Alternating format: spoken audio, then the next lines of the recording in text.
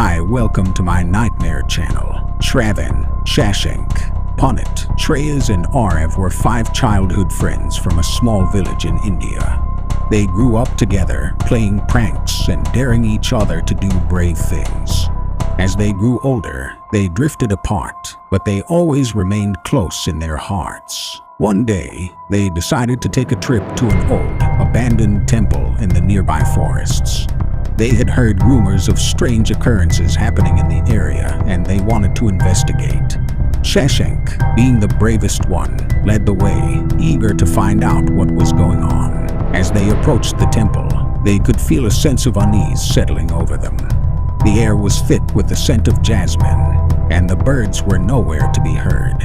Shravan stepped forward, his senses on high alert. Once inside the temple, they were greeted by the sight of broken statues and scattered offerings.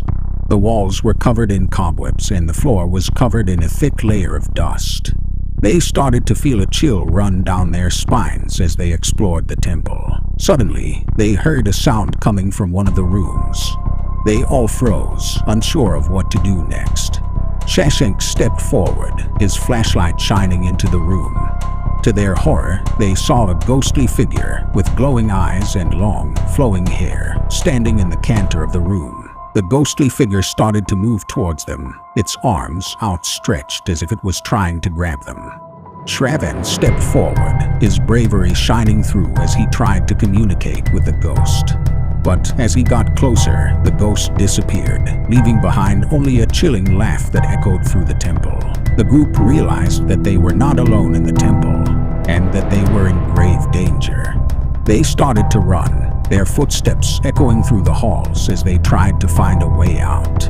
But no matter how fast they ran, the ghostly figure seemed to be always one step ahead of them. Arav was frozen with fear and refused to move. The rest of the group tried to drag him along, but he wouldn't budge. In the end, they were forced to leave him behind and make their way out of the temple. Once they reached the safety of the village, they found out that Arav had not returned. The villagers told them that the ghostly figure was said to be the spirit of a princess who had been cursed and left to wander the temple for all eternity. The group was filled with a sense of guilt, knowing that they should have done more to save their friend. They spent the next few days searching for Arav, but he was nowhere to be found. It was as if he had vanished into thin air. Years went by, and the group never spoke of their trip to the abandoned temple again. But every once in a while, they would hear rumors of strange occurrences happening in the area. Some would say that they saw the ghostly figure wandering the temple, searching for its lost love. If you see something, let us know. My next story. Tristan found it hard to leave everything behind to move to the greenhouse. Somehow he found it exciting, imagining his new school, his new town, and the friends he might make. Still, Tristan's heart hung heavy.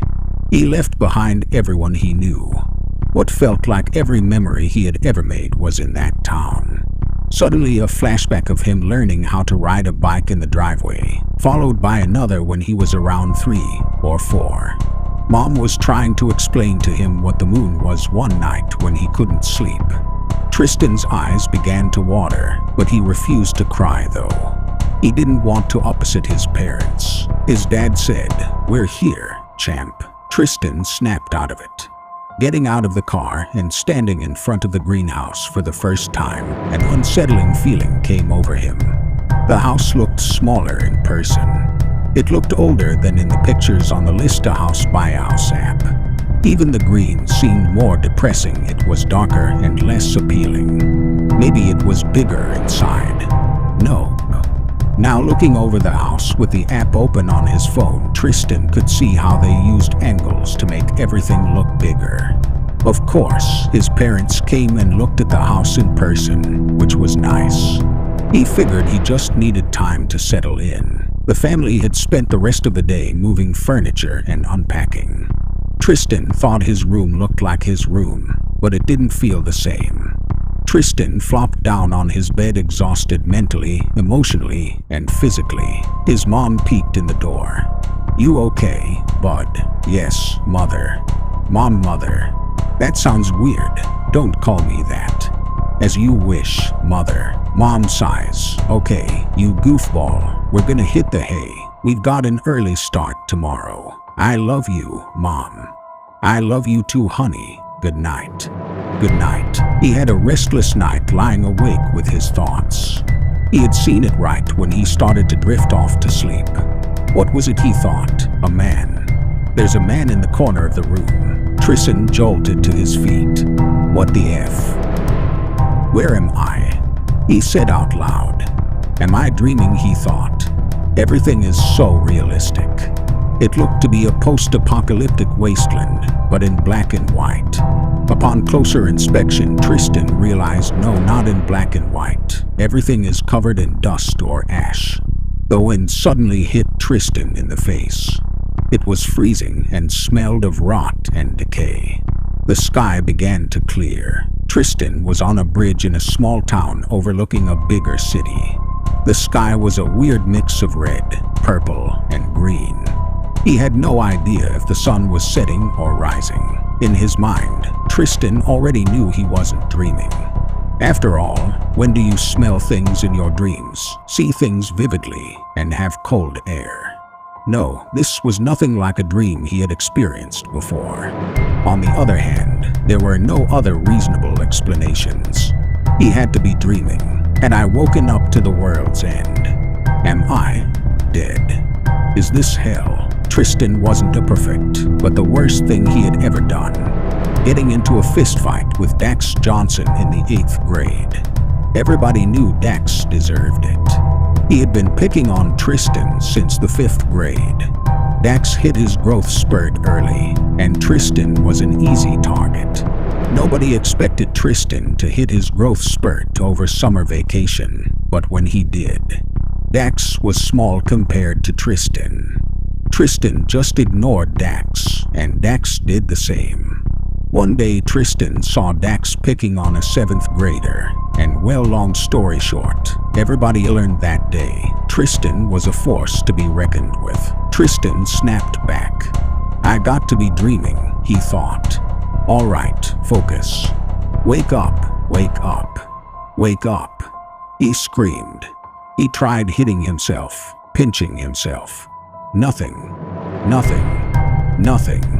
What the hell was this? Tristan was infuriated now. What is this? How is this? Where is this? Tristan's thoughts raced. The man in the corner of my room. Did he have something to do with this? Tristan stood on the edge of the bridge.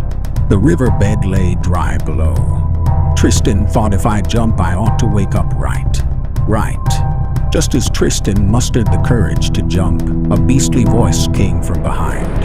I wouldn't do that. Wah wah what? Silence. Okay, I've gone crazy, that's it. Complete batshit. Tristan, believing that he was hearing voices, now ready to jump again. Out came this beastly snarl, your funeral, kid. Tristan now knew he heard a voice. Who's there? Beastly, you don't deserve to know my name. What the actual fuck is that supposed to mean? Tristan thought to himself. Okay. What do I call you? More silence. Look, I don't want to talk to you either. I just want to know where I am, or what this place is. How did I get here? Or why do you care if I jump? Beastly, I don't care if you jump. Go along, little one, jump. Tristan, now more confused than angry, began to look around to try and pinpoint where the voice was coming from. Then why would you stop me? More silence. What happens if I jump? Will I die? At least tell me that much. Beastly, yes. How about asshole? Yes.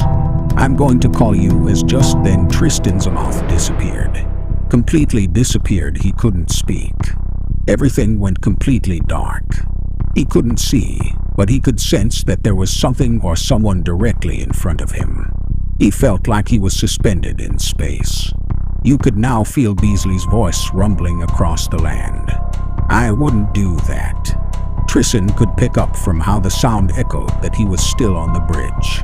Compared to you, I'm a god. Tristan hit the bridge's asphalt hard, knocking the wind out of him.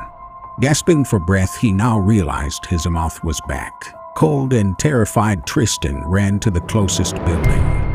Once inside, he realized that it was a house. He immediately began scanning the room for anything or anyone. "I need to hide," he thought. Tristan dashed for the nearest door and flung it open. It was a closet. No, I need a weapon. I need to put some space between me and whatever the hell that thing is.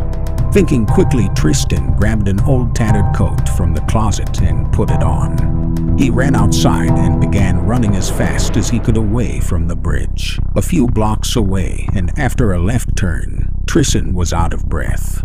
His lungs burned. He stopped and sat within an entry archway of an old brick building back against the door. He needed to recoup his energy. Something flew fast over the building. It screeched as it went by.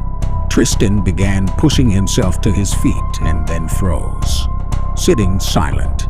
That wasn't beastly. No, this was something entirely new. A whisper came from behind the door, "Don't move." It flew by again. Just as it completed the pass, the door opened and a hand pulled him inside. "Be careful." "Do you?"